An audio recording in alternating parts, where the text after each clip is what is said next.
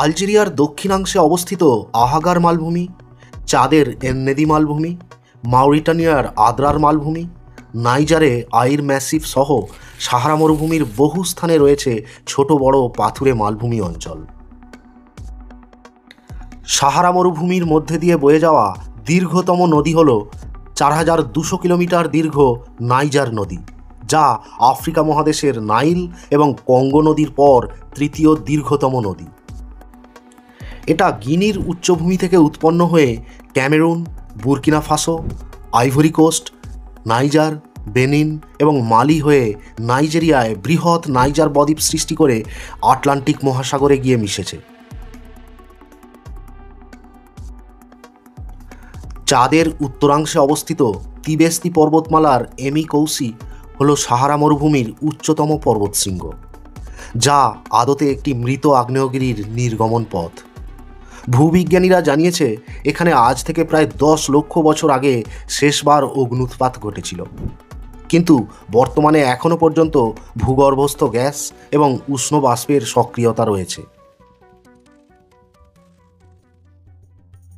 পর্বতশ্রেণী এবং মালভূমির পাশাপাশি বালুকাময় সাহারার বহু জায়গায় ছোট বড় মনোলিথ বা এক প্রস্তরখণ্ড দেখা যায়। মাউরিটানিয়ার বেন আমেরা হল সাহারা মরুভূমির মধ্যে অবস্থিত বৃহত্তম এবং পৃথিবীর দ্বিতীয় বৃহত্তম মনোলিথ।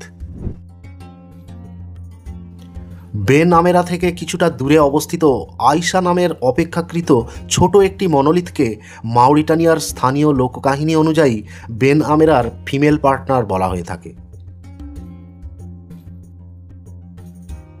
পাথুরে মালভূমি, বালির টিলা এবং পাহাড় পর্বত ছাড়াও সাহারা মরুভূমিতে কোথাও কোথাও দেখা যায় দিগন্ত বিস্তৃত সল্ট প্যান বা লবণাক্ত ভূমি।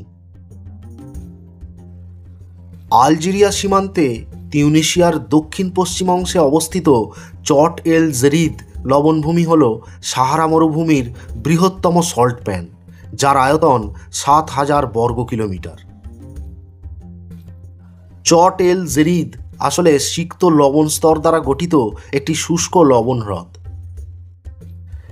এই অঞ্চলটি ফ্লেমিঙ্গো সহ অসংখ্য পরিযায়ী পাখিদের একটি উল্লেখযোগ্য আবাসস্থল। বিশ্বের সর্বাধিক ফ্লেমিঙ্গো পাখি দেখা যায় তিউনিসিয়ার এই চট এল জেরিদ সল্ট প্যানে।